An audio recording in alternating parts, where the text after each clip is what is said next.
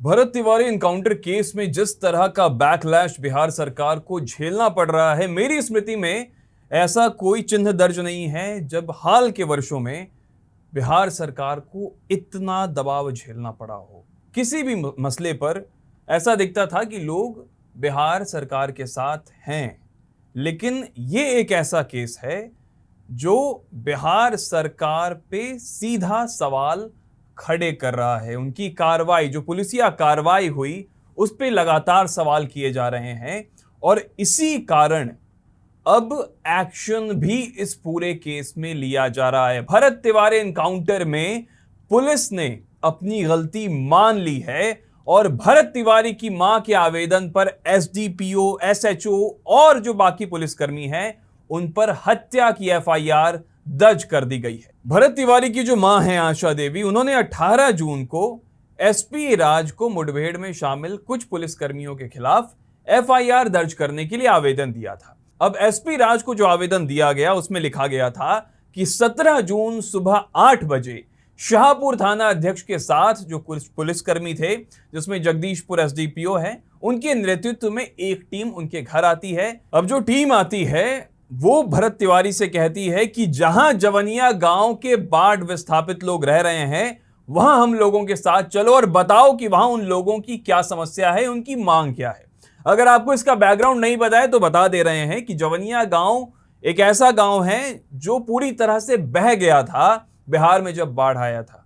News pinch की team ने भी वहां पे रिपोर्ट की थी और उस वक्त जो भरत तिवारी हैं उसने उस गांव की बहुत सहायता की थी। इसी कारण पुलिस वालों ने जवनिया गांव का जिक्र किया।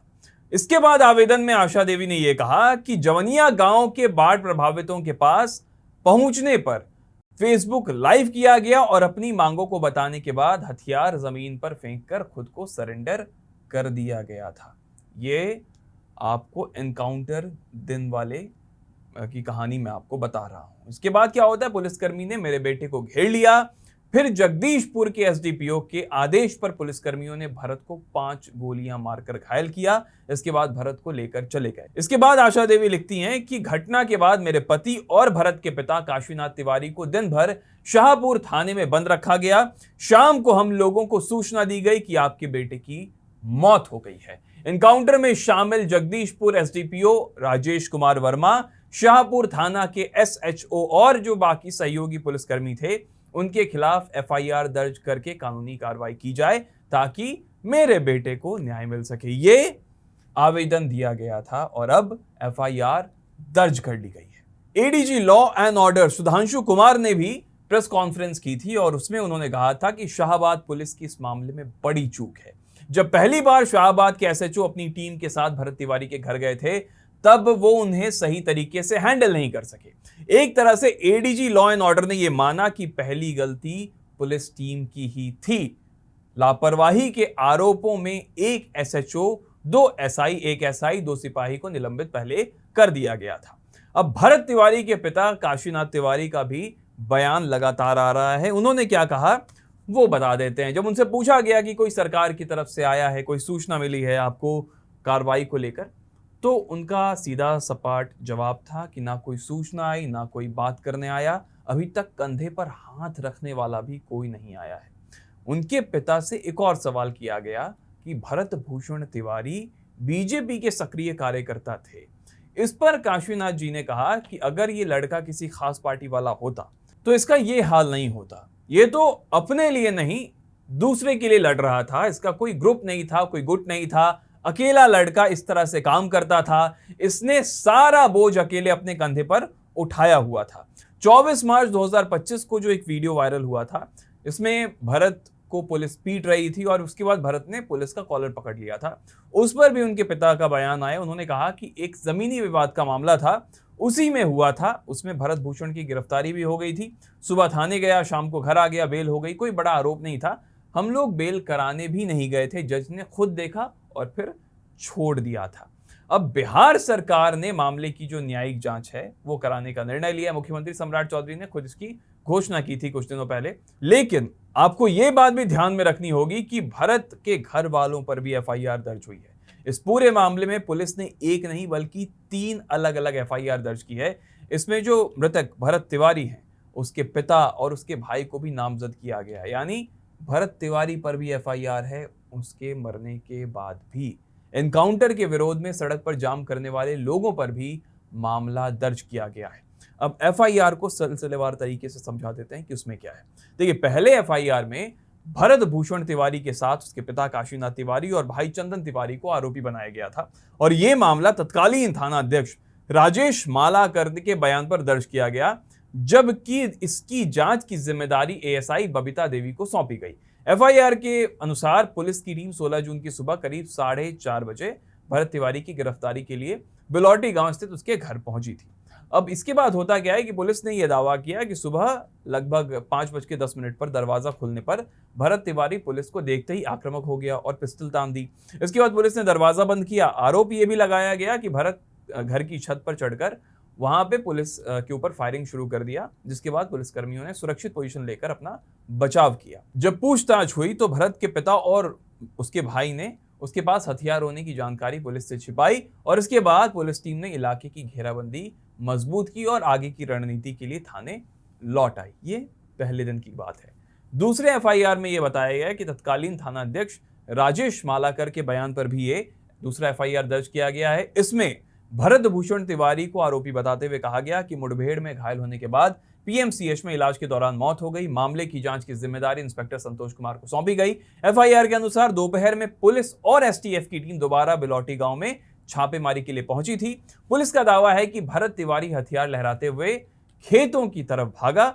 छेर नदी के पास कच्ची सड़क पर पुलिस ने उसे सरेंडर करने के लिए कहा, लेकिन उसने कथित तौर पर पुलिस की सरकारी गाड़ी के बोनट पर गोली चला दी। जवाबी कार्रवाई में तत्कालीन थाना अध्यक्ष राजेश मालाकर ने 1 राउंड फायरिंग की। इसके बाद भरत ने सरेंडर करने का नाटक किया, लेकिन दोबारा पिस्टल उठाकर पुलिस पर 2 राउंड फायर कर दिया। यानी कि वीडियो में जो बात हो रही है पुलिस उससे इतर कह रही है। पुलिस कह रही है कि हथियार दे दिया, वापस से ले लिया। अरे भाई, जब हथियार आपके पास आ गया, दिख रहा है कि पुलिस हथियार उठा रही है, तो फिर उसने आपसे हथियार ले कैसे लिया? क्या आपकी पुलिस बल इतनी ज्यादा कमजोर हो गई कि भरत तिवारी गया, फेसबुक लाइव बंद करने के बाद उसने आपसे हथियार लिया और उसके बाद फिर आप पे फायरिंग कर दी? सवाल लगातार उठ रहे हैं और उठेंगे, जिस तरह के बयान और जिस तरह के एफआईआर में जिस चीजों का जिक्र है। इसके बाद पिस्टल लेकर भरत ने फायरिंग की, जिसके एवज में सामने से भी फायर आता है और फिर घायल हो जाता है भरत और उसी अवस्था में इलाज होता है उसका पटना में और उसकी मौत हो जाती है। लेकिन आपको एक चीज और जाननी पड़ेगी कि भारतीय कानून के तहत अगर कोई व्यक्ति सरेंडर कर दे और उसके बाद उस पर गोली चलाई जाए तो उसके लिए क्या कहा गया है? तो सिर्फ आत्मरक्षा के लिए ही भारतीय कानून ये इजाजत देता है कि आप सामने वाले पे कार्रवाई कर सकते हैं अपनी जान बचाने के लिए। लेकिन अगर एक बार कोई भी व्यक्ति सरेंडर कर देता है, हथियार डाल देता है या अब कोई खतरा नहीं रह जाता है, तो जानलेवा बल का इस्तेमाल करना कानूनी आधार पर खत्म हो जाता है। अगर सरेंडर करने वाले व्यक्ति को जानबूझकर मार दिया जाता है तो ये वैध पुलिसिया कार्रवाई के बजाय आपराधिक हो जाता है। अगर जांचकर्ता और अदालतें इस नतीजे पर पहुंचती है कि एनकाउंटर फर्जी था और आरोपी ने पहले ही सरेंडर कर दिया था, जो कि अभी जांच हो रही है भरत वाले मसले में, तब क्या होता है? तो मामला भारतीय न्याय संहिता के तहत से हत्या से जुड़े प्रावधानों के दायरे में आ सकता है। ऐसे हालात में जो दोषी पाए गए अधिकारी हैं उन पर उम्र कैद से लेकर मौत तक की सजा हो सकती है और ये हमने इतिहास में देखा है। कई सारे ऐसे मामले हैं जहां पे सालों पुलिस को, अधिकारियों को जेल में बिताना पड़ा है फेक एनकाउंटर के मामले में। और इस तरह के एनकाउंटर के मामले में जांचकर्ता अक्सर ये देखते हैं कि क्या घटना को असली गोलीबारी के तौर पर दिखाने के लिए सबूतों के साथ छेड़छाड़ की गई है। अगर पुलिसकर्मी सबूत गढ़ते, तथ्य छिपाते, अहम सबूत नष्ट करते या फिर जांचकर्ताओं को गुमराह करने की कोशिश भी करते पाए जाते हैं तो उन पर अतिरिक्त आपराधिक आरोप लग सकते हैं। ऐसे अपराधों के लिए कई साल तक की जेल हो सकती है।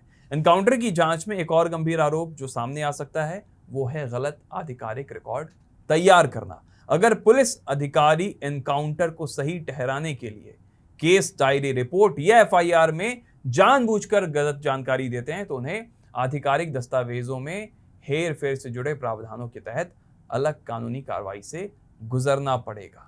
और फिर अगर दोषी पाए गए तो जेल की सज़ा और फिर विभागीय कार्रवाई जो होगी सो होगी। लेकिन अभी फिलहाल का अपडेट यही है कि भरत तिवारी एनकाउंटर में पुलिस ने गलती मानी है, एफआईआर दर्ज किया है, जो कि भरत की मां की मांग भी थी। अभी अगला अपडेट क्या आएगा उस पर भी हमारी नज़र बनी रहेगी, वो भी हम आप तक पहुंचाते रहेंगे। बाकी आपको ये वीडियो कैसा लगा कमेंट में ज़रूर बताइएगा और इस वीडियो को शेयर ज़रूर कीजिएगा। देखते रहिए न्यूज़ पंच। शुक्रिया।